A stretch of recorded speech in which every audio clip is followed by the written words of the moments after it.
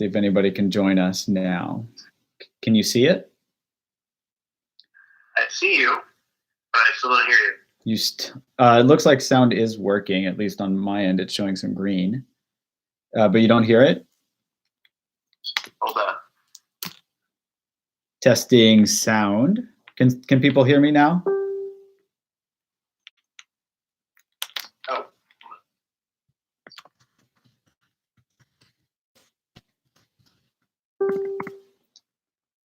And can you hear me? Yes, no? Yay! All right, I think we're ready to roll. So let's give everybody a second to sign on to this channel. Hopefully they can find it. Josh, I'm going to hang up. So welcome everybody.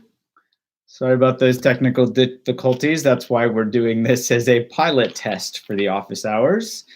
And next week we will join. I thought we could just hear where folks are hailing from. So if you wouldn't mind just typing in the chat where in the world you are joining us from. We just learned pretty quickly that this world is a pretty small place. And as we all start to isolate ourselves physically to prevent the spread of the coronavirus, we can all connect mentally so that we can spread calm and kindness instead of contagion. So it's great to see folks from Europe, somebody from Zurich, folks from Canada, the United States as well. So thanks everybody for sticking with our difficulty, and start with a little bit of mindfulness practice. It's great to see how we respond in the face of adversity, whether it's technology challenges or viral challenges. So maybe you don't even need to change your physical posture or position, but just take a moment to just get curious about what your body feels like right now. Like, is there an anchor point in your body, like your feet or your butt if you're sitting on a chair, or your hands, just something that helps you ground in the present moment, and just notice what that body part feels like right now.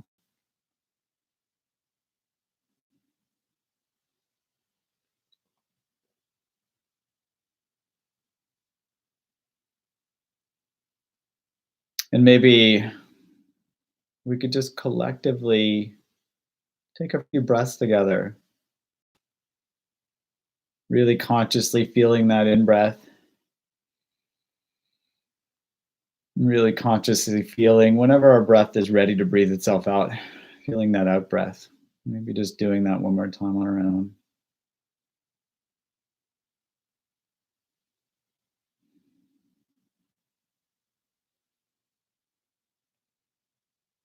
And just take a moment to notice what it feels like now after you've taken a few conscious breaths. So first, I want to welcome everybody and thank you for joining us on this pilot test of our office hours with Dr. Jide.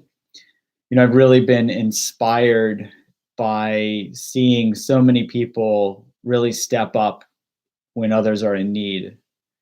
You know, it's like physics. When there's a force, we see an equal and opposite reaction to that action. And we're seeing this coronavirus coming to hit us, and we're really meeting it in ways that are beautiful to see. And that's inspiring to me, and has inspired me just to, step in any way that I can. And one of those ways is holding these office hours for folks once a week. So we'll move forward with these office hours and see where we go from here, because I don't think anybody really knows what happens next. So I hope everybody is safe and has what they need for their basic needs. And I want to thank folks for letting me know where you're joining us from all over the world. It's wonderful just to see and feel connected with everyone from all over the world. For those of you that don't know who I am, I'm Dr. Judd Brewer. I'm an addiction psychiatrist and neuroscientist. I'm the director of research at Brown University's Mindfulness Center. And I've been studying mindfulness personally for about 25 years and as part of my research for a couple of decades. And I've been really privileged to be able to blend that work, that research in with my clinical practice. So I mostly specialize in helping people with addictions and also people with anxiety. And as it might not come to a surprise to many people, most of my patients have both anxiety and addiction issues. So that's where I come from clinically. So that's a little bit of my background. You can read more on the comment section on the Dr. Judd YouTube channel. I'm also joined, I want to thank Josh Roman, who's the Chief Product Officer at Mind Sciences, which is the company that makes our apps. He's joining us as our technological wizard and guru. So he'll be here in the background and he'll also help moderate questions. So just to give you a sense of the format for today, I thought I would start each week with a really brief synopsis of a specific topic so we could do a little bit of learning around that. And then we'll take some specific question and Q&A for that topic. After that, I really just want to open it up for folks to ask any questions around, coronavirus anxiety. So these mental pieces of this virus that often aren't talked about. Many folks are very focused, and rightly so, on and balance in the face of a real serious threat. So without further ado, maybe we can just jump in. Some of you might have seen a video that I posted this morning on this YouTube channel. One thing I'll be doing every day is posting a short video that might teach us a little bit of something around anxiety or some related topic, include a little bit of a mindfulness practice or something that we can do. And the idea for that is to just help people get educated around this. So I thought today's topic, which has really been on my mind a lot, is this combination of social contagion and how that mixes together with fear that really can lead to anxiety and then panic. I wrote a New York Times article about this that was published over the weekend. Some of you might have seen that as well. So we'll dive into that a little bit more. So very, very basically, fear is actually a survival mechanism. Often, without fear, we probably wouldn't survive as well as we do. So you can think of this as something that we've inherited from our ancestors. You can imagine them being out on the savannah, foraging for food, and if they see some danger, like the proverbial saber-toothed tiger, they run away, and they learn from that process. By running away, they survive. And they learn, okay, that part of the savannah is kind of dangerous, so I should be careful when I go over there or avoid it. So this process is actually a very helpful survival mechanism and helps us learn to avoid danger in the future. The problem is, well, I shouldn't say the problem, let me back up. So that's our survival part of our brain. And then on top of that, more recently evolved this neocortex, or you can think of the prefrontal cortex as the thinking and planning part of the brain. It's this part that's involved in creativity and all these wonderful things that make us human. Yet, our prefrontal cortex needs one essential ingredient to function. It needs information. And it uses that information to simulate and plan for the future. And so it'll take situations and it'll say, okay, what's the likely probability of this or that? And it'll help us plan and set up plans for the future.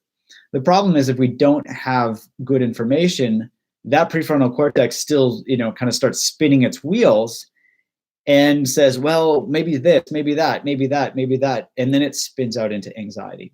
So you can think of fear plus uncertainty equals anxiety. And then when you add to that social contagion, that's where we get panic. So you can think of, coronavirus as being this very uncertain thing. We don't know what's going to happen. We don't know how fast it's going to spread across the world. We don't know what our governmental responses are. So there's a lot of unknown. That unknown, coupled with this fear, that's the survival mechanism, leads to anxiety. And then when we go online to try to get information, if we go on to social media sites and we start to see people showing pictures of grocery store shelves that are empty, maybe they were posting that to try to be helpful to people and say, don't go to this grocery store because it's empty. But that can actually prompt people to panic and think, oh no, I better go to the grocery store and get something. I just was talking to somebody today, and they have what they call the toilet paper index. So the stock market literally has a fear index. This is something that Josh Roman actually let me know about. There's this fear index in the stock market, and that, not surprisingly, hit a 10-year high this last week. Well, you can think of that for the rest of us that aren't stockbrokers. You can think of it as the toilet paper index. So when we go to the grocery store and all the toilet paper is gone, that's generally not a good sign. It's not that we need 6 months worth of toilet paper, but we go to the grocery store, we see somebody else with their cart piled high, and then our prefrontal cortex goes offline because we start to panic. We think, oh, there's a shortage, there's scarcity, and we start hoarding toilet paper. So that's where, fear plus uncertainty leads to anxiety. You couple that with social contagion, you get panic, prefrontal cortex goes offline. So how do we get that prefrontal cortex back online? Very simple practices. My lab and other labs have studied this, but basically, bringing in something that can help us ground ourselves, and taking a couple of deep breaths literally can help calm our nervous system. This happens through increasing parasympathetic tone and all these other things. So things like taking a couple of deep breaths, or for a lot of us, we feel anxiety in our chest. So if we're paying attention to our breathing, that might actually provoke more anxiety. For folks for whom that is challenging, we can do something simple like grounding ourselves in a neutral body part, like the feet. Our feet aren't the seat of anxiety. So we can simply pay attention to what our feet feel like right now. And that can literally ground us in the present moment. And if we do that for a few seconds, even 10, 15 seconds, that can help our physiology calm down. Short moments many times. The more we practice mindfulness, these short moments many times, the more we actually develop the habit of being mindful, so that when a stress inoculum comes up, we can actually meet that with these mental muscles that we've developed. So that's all I'm going to say. I don't want to sit here and give a long lecture, and I certainly don't need to hear myself talk. So I want to pause there. We'll just let that sink in. Maybe we can even take a moment to practice one of these practices. Let all of this information sink in, and then I'll take some questions about that topic, and then we'll open it up to any questions. So just take a moment to feel your feet. Might sound kind of crazy or silly, but what's it like? You can even get really curious. What do my feet feel like right now?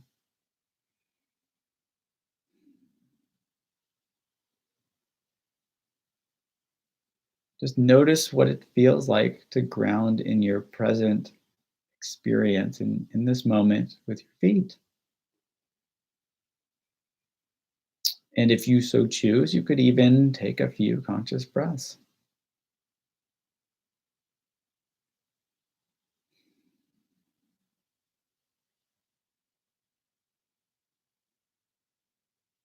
Just notice what that feels like to ground in the present moment.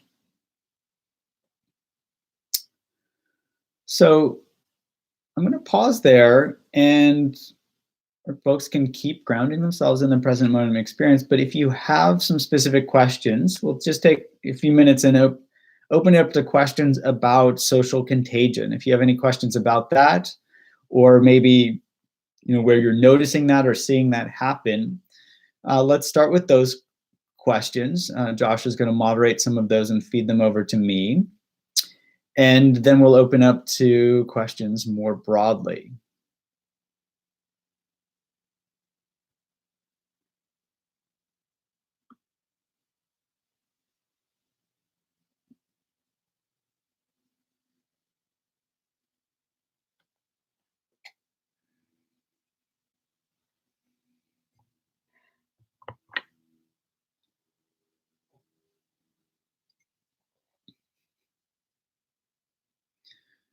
Maybe it was super clear to folks, and there aren't any questions. Okay, so we got a question from Linda. Thank you for kicking things off. So where do we get accurate information? I'm glad you asked that, because I'm guessing many folks have tried to get information through social media. And what you have to do is scroll through all this stuff to get information, and it's hard to know what to trust. So you can think of going on social media as kind of walking through, big contagion zone. And the more you walk, the more likely somebody is to kind of sneeze on your brain. So I wouldn't recommend going to social media for accurate information. That is probably not the best ways to go. You've probably figured this out yourself. But there are lots of great sites to get accurate information. I'd recommend the World Health Organization, the WHO, as the prime one for a global response. And they're going to have the most accurate and the most updated information. There are also country-specific websites, the CDC, the Centers for Disease Control in the U.S., and I'm sure there are other named ones in other countries. So Linda, hopefully that can give you some places to start in terms of getting accurate information. I would start there, honestly, over even popular news sites. The news tries to source its information, but they're generally sourcing it right from the CDC or the WHO. So you might as well go right to the source. And I think those groups have websites. They've got Twitter feeds and all those things, so you can just pick your medium for getting that information. Okay, so I see some other questions coming up. This is great. So I see a couple of questions around how to support others and to help others. I think one place to start with that is it's the airplane rule. So when there's a problem on the airplane, the instruction is to first put on your own oxygen mask before you help others. This is really, really critical. A friend might be calling and saying, I'm really freaked out right now. And if we're not actually grounded, we might actually catch that social contagion and add and fuel that fire of anxiety or whatever. So the first step for helping others, I would say, is make sure that we ground in ourselves and make sure we're grounded before we reach out to others. Now, this can be tricky because we can feel like this is, we're being selfish, we should be jumping out there. But if we jump out there, we're just going to become that martyr or possibly, add to the social contagion, which none of us want to do. So helping others starts with helping ourselves first, knowing that that is the most compassionate response and the most skillful way to proceed.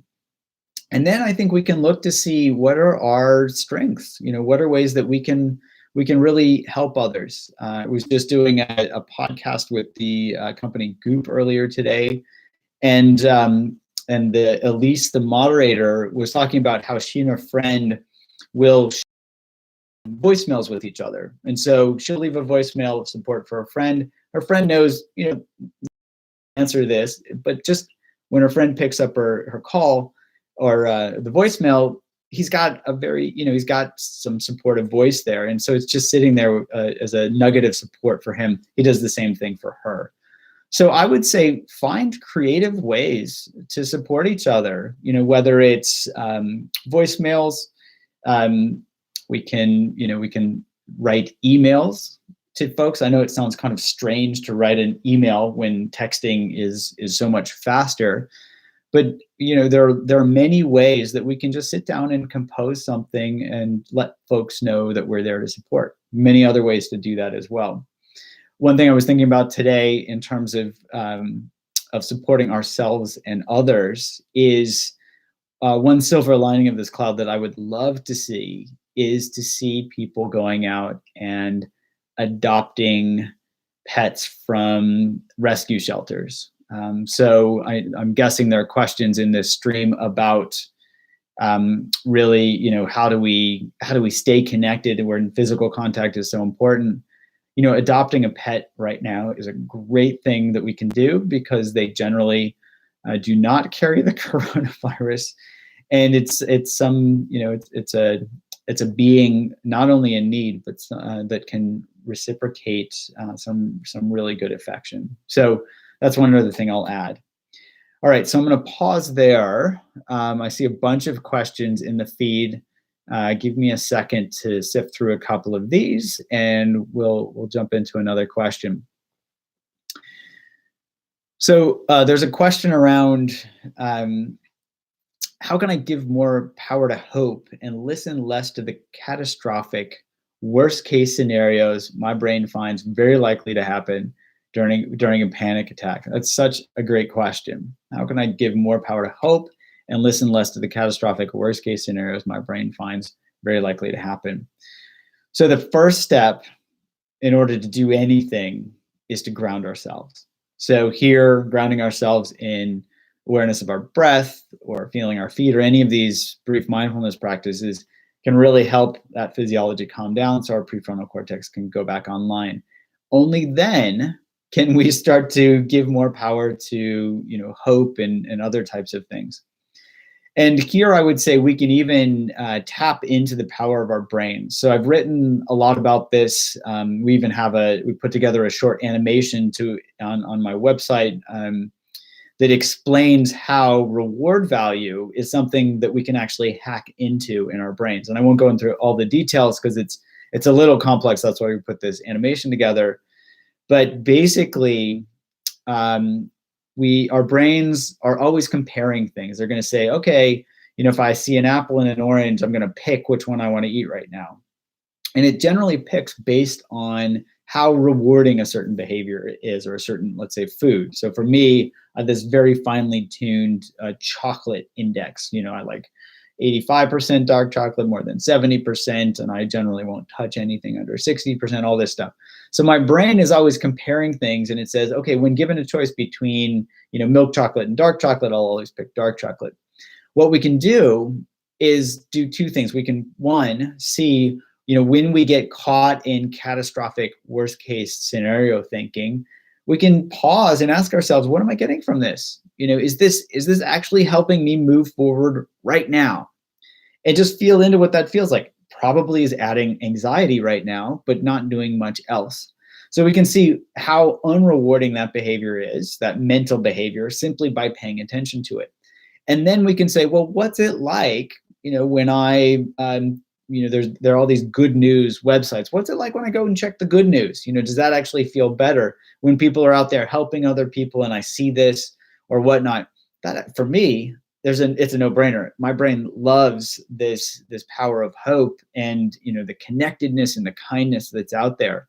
So if we can just help our brain see how unrewarding the worst case scenario spin out is in our head, and how rewarding hope is, over time, not that it's going to happen overnight, but over time, our brains will start to learn, hey, this is that bigger, better offer.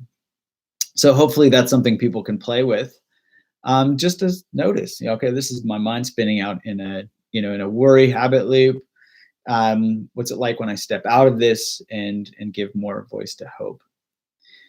Okay, so another question that we've got on here is how to maintain connectedness and avoid loneliness during these periods of social isolation. So one thing I mentioned earlier is, adopt a pet. So we can be connected, beings to just cuddle with a little bit. And we certainly are finding it helpful to cuddle with our cats more and more these days, as we're both at home. We're both college professors in both Holy Cross, where my wife is a professor, in Brown University, where I teach, have been closed.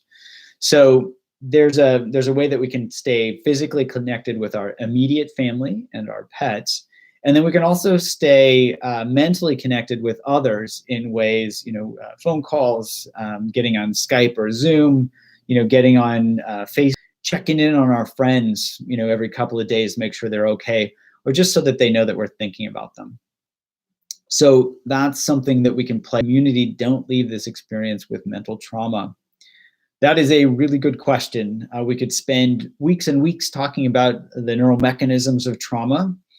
I think one way to think about this is there's been a lot of research that's been done with a bunch of different groups, but one in particular is folks that have been in combat.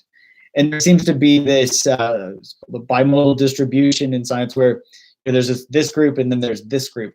And these two groups, there's a group that actually tends to develop resilience when they are in the face of really terrible situations, to say anything more than something that, here's a simple way to start thinking about this, is that with something really challenging, this goes back to the fear conditioning and fear learning. Something really challenging happens and our physiology responds and says, wow, that was really tough. That was really terrible. And that physiologic response, it's like we walk out into the street, we see the bus coming at us, we jump back on the sidewalk, and then we have this freak out response like, oh, I almost got hit by a bus. So that's actually set up to help us learn and say, okay, look both ways before you cross the street. The problem is that when we have memories of that come up and we say, oh, I almost got hit by the bus. Oh, and that was really terrible. We can actually add extra emotion onto that already emotional memory.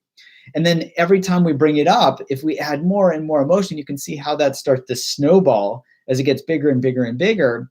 And then just the thought of almost getting hit by a bus can lead to symptoms, related to PTSD, where we start avoiding sidewalks, near buses, and we start, having nightmares about almost getting hit by a bus and whatnot.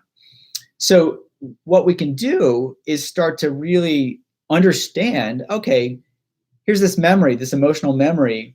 If we can ground ourselves mindfully, and there are a lot of mindfulness studies now showing that mindfulness training can be really helpful, specifically with PTSD. If we can learn to ground ourselves, when those emotional memories come up, we can notice, okay, here was this memory.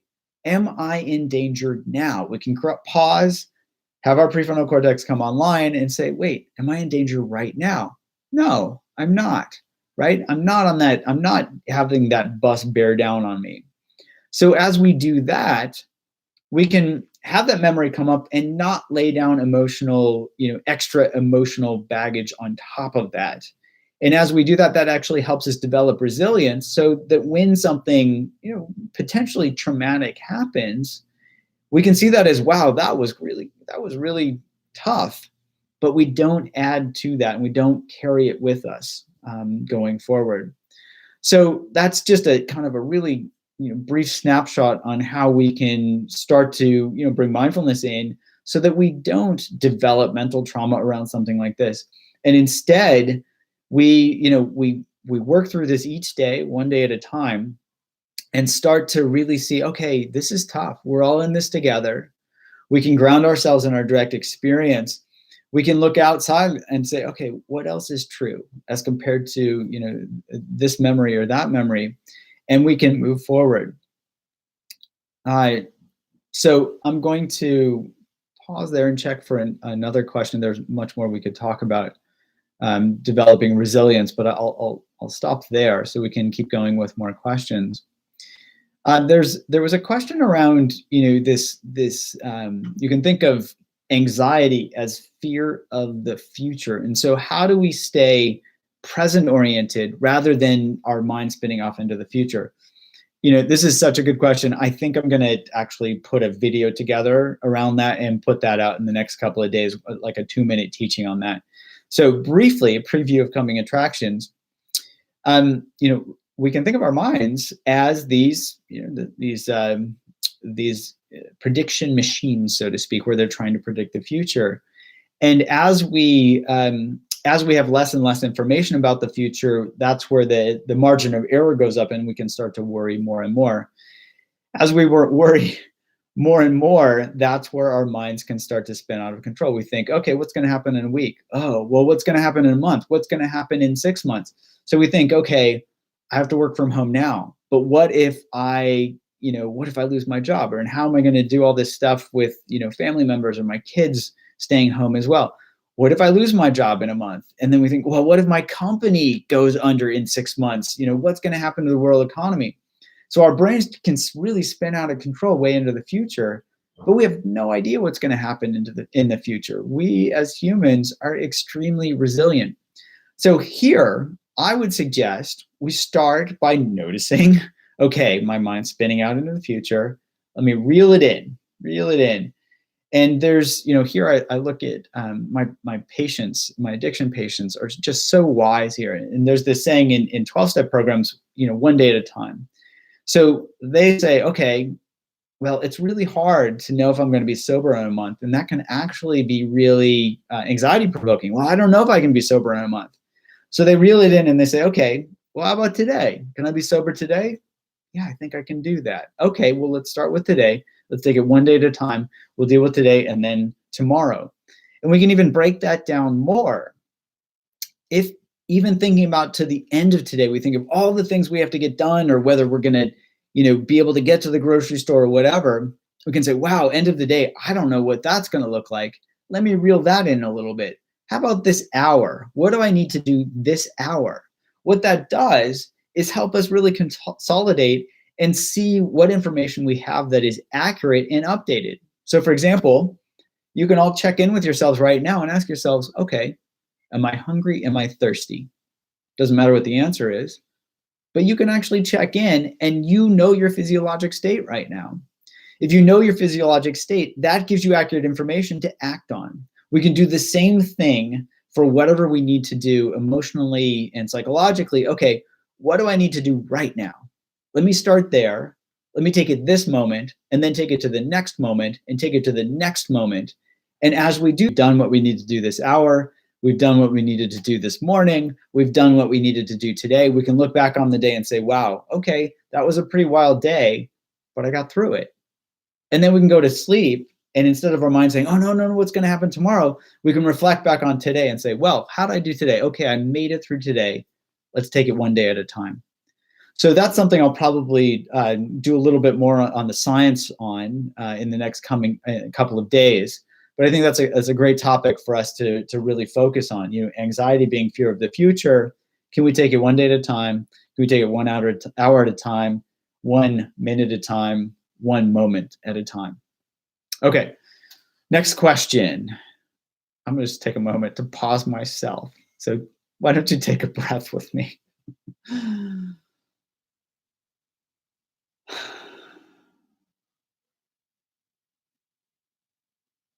Okay, thank you. So the next question is how to deal with rumors, especially if you know these rumors are false or fake. So there's so much conflicting information out there. That is a tough question, right? Especially, and the rest of the question is what if the family members are spreading the rumors? So here, and I'm sure there are folks on the forum that probably have much better ideas than I have about this, but what I would say initially is, okay, if there's a rumor that comes up, first, pause, ground yourself. In medical school, we learned, if somebody has a heart attack, your job is to first take your own pulse, right? And that helps us pause to make sure we're not freaking out so we can actually help the person that's in trouble and not add to it. So if we see a rumor and it starts to increase our physiology, that's going to make it much less likely that we can think and have a good response to that. So the first step is ground that physiology, keep calm so that we can carry on, and then start to see what's the best way to work with this. And it's actually really important. If there is a rumor going around that we know is false, this is where we all have to band together and help point out, hey, this is not true. Spreading rumors is not helpful. That's what spreads panic. So the first thing I would do if I were in this situation is I would check my source to see, how do I know that this is not true? And I would go to CDC, WHO, a very, very trusted source. And I would get that, if this is a social media rumor, I would get that accurate information. I would put that link right into whatever the social media post is so that we can help put out that fire. I think of rumors as flaring up. It's like a fire, forest fire where the tinder is all dry. That's what we are right now. We're a really dry forest, and any little spark's going to kind of freak everybody out. So our job is to be the bucket brigade and have those buckets ready so that as soon as a spark comes up, we can put it out before it grows into a blaze. And when it's really blazing, it's much harder to put out rumors. We've seen this, unfortunately, as a growing phenomena over the last couple of years, and it's really hard to squash tough rumors, especially if they've been there for a long time. There's actually some research showing that if there's a really ingrained rumor, that you actually need somebody from, like, let's say, a political rumor. If there's so one of the political rumors around, sorry to use political examples, but this is the best one I know. So Barack Obama, former president of the United States, there was this rumor that was started that he wasn't born in the United States or something like that, this whole birther thing. And it took a long time, and there are probably still people out there that are wondering, wait, was he really born in the United States? He was. So when those rumors get spread, it really takes somebody from the establishment, like if from an in-group, to tell us, hey, that's not true, because we're going to then trust them over somebody in our out-group that we might not trust and say, oh, you're just trying to feed me with some stuff so you can get something from me. So if there is something really challenging, it's really helpful to find somebody on that insider group that can help say, hey, look, I'm part of your team. That's not true. Let's move forward together. My hope and dream is that we all realize that we are all part of the human race, that we're all part of that in-group. And if we keep squabbling in the in-group, it's not going to go well. So hopefully we can start to break down those barriers more and more. And instead of yelling at each other, we can come together and say, hey, I'm on your side. I'm on your team. Here's some accurate information, and just put it out there without trying to, convince somebody that it's true, because they have to actually believe it themselves. So hopefully that's enough to play with when it comes to rumors. Okay, so let's do one or two more questions. There's a question about, what do I do if I can't see my therapist because we're on lockdown? That's a really great question. I know my clinic, I work at Butler Hospital in Providence, Rhode Island. In Rhode Island, Brown had its first coronavirus case over the weekend. So there's a lot of concern about, people not being able to come in. And I actually had at least one patient just last Thursday who wanted to meet through teleconferencing. This is an area where it's been really heartening to see people step up. So typically, there are a lot of things to complain about with regard to insurance companies. But one thing that happened really, really quickly was that they changed all of their billing codes so that we could actually see patients through telemedicine without, and it could be built, they had the billing codes, it's all set up. So it was really easy for me to talk to my patients on the phone. And everything else was the same, except they were staying socially isolated. So hopefully, therapists can use Zoom, they can use Skype, they can use phones as a way to keep connecting with their patients. Now, it's not, there's something about being in person with folks, but this is something that we'll have to work with for now to really keep the social distance, but keep the mental connection. So I think you can check with your therapist and say, hey, can we do telemedicine? We know that, if it's insurance, but the insurance companies are really trying to help out here, and it's really lovely to see.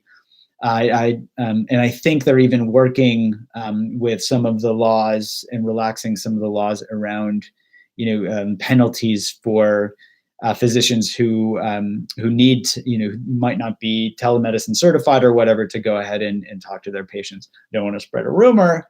But my sense is that everybody's trying to step up that way. So check with your therapist. If they don't know, have them check with their insurance companies.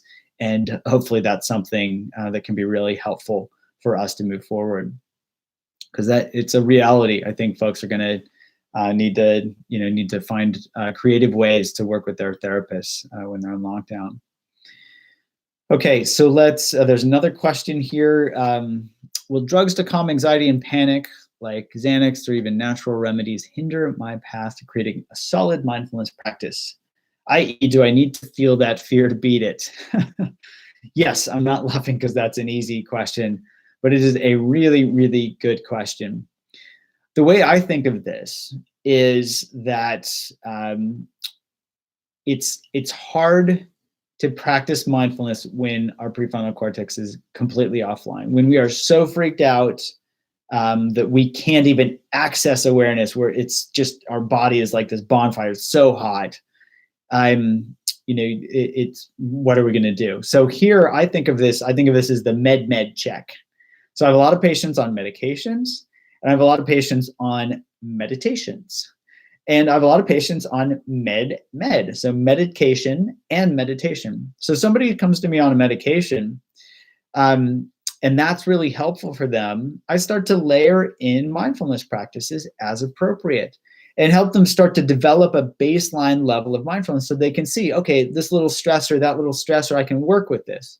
Because people aren't, they're not popping Xanax every moment they've got a little bit of stress. So that's a way to start building up our mindfulness skills so that we can then eventually, if there's, if somebody working with their physician wants to start to wean off of medications, they've actually, I think of it as a cross titration. So they're building up their mindfulness skills as they're ramping down medications. So that's a way that people can work with that. I think of that as, it's like surfing. If you're gonna learn to surf, you don't start in Hawaii where there are these crazy, large waves because you're gonna get killed.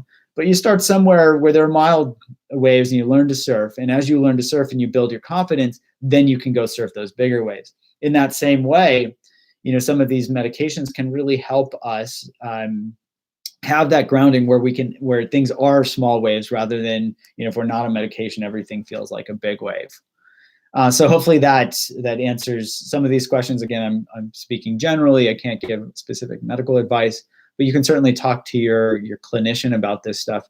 And we actually put together a free healthcare provider course for clinicians if they want to learn about mindfulness, because a lot of clinicians don't know that much about mindfulness. So, before going to your clinician and saying, hey, I want to wean off all these medications and start meditating, they might look at you like, well, what are you talking about? And it's nice, you can go to them with all the papers and the research and say, these guys did all this research. And, we've even done a bunch of research with our Unwinding Anxiety app where we've gotten reductions in anxiety in anxious physicians. So that's a great place to bring some of this information to clinicians and say, hey, I'd like you to be informed about something that I'd like to do. Here are some resources. So we have those free resources on our website where folks can go. Anybody can take the course, but if you're a healthcare provider, you can actually get continuing medical education through Brown University for free to learn that. So make sure your healthcare provider is informed so that they're not making uninformed decisions in helping you determine what's the best path forward. Okay, so it is 5 to 5 on the East Coast in the United States, and it's 5 to some hour wherever you are in the world, and it's too late in the day for me to even try to figure that out. It's been a long day. So maybe we can just wrap this up. What I'd like to do is just say, if you like these office hours, we're going to try to hold these every week, at least for the coming future. They won't be at 4 p.m. Eastern. They're going to be at noon Eastern. So mark your calendars. If you're in Europe, remember there's a time zone change sometime in the next couple of weeks, if I'm not mistaken. So make sure that you mark that. We'll do something similar each week as we've done today. So thank you for being my guinea pigs in helping me test out this format. Hopefully you found it helpful. So you can subscribe to my YouTube channel. The Dr. Judd YouTube channel that this is coming through. Make sure you click on the bell to make sure you get alerted when we make new announcements. So for example, we'll announce these coming office hours with Dr. Judd, and we'll also announce those short videos that we'll be putting out every day. So you can take a look at that. So that's the first thing. The second thing is we've put together a free app for folks to really help learn some very basic mindfulness training. And starting with breathing. So it's a simple app. You don't even need to enter your email address. It's really free. Like, we're just putting it out there to help people. It's called Breathe by Dr. Judd. You can find it on iTunes in the Google Play Store. Download it. Again, no ads, nothing. It's just for you. So check that out if you have others that are interested in just having simple breathing exercises and some simple mindfulness practices. You can let them know about that as well. That's a resource that we're putting out there. And I think those are all of the announcements that I have. And we've got a couple of minutes. Josh, maybe you can send me a message. Tell me if I've missed any announcements. And if not, maybe we can all just take a moment to be here now together. So just letting all of that information settle in. Notice what it feels like. Maybe bringing your awareness back to your breath right now. Just noticing what that feels like.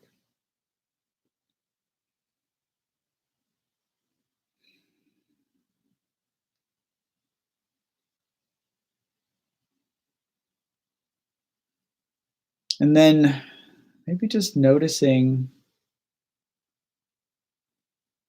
that there are other people with us right here, right now, being here together. And just notice what that feels like. We've just formed over the last hour a small community. We're here together. And knowingly or unknowingly, we're supporting each other in this journey forward. So maybe as a way, as a well wish to you all, please take a moment when you know both physically and mentally is of benefit to everyone.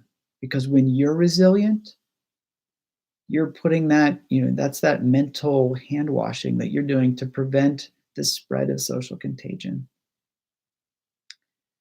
And also notice what it's like when you see people doing good deeds, helping others. See if that is socially contagious. So let's spread calm, kindness, and connection rather than other types of infection. And check out some of the videos that we'll be putting out this week and let us know if you have any topics that you'd like to see me cover. I'd be happy to explore what's really on your mind. Thank you very much. Take care, everyone.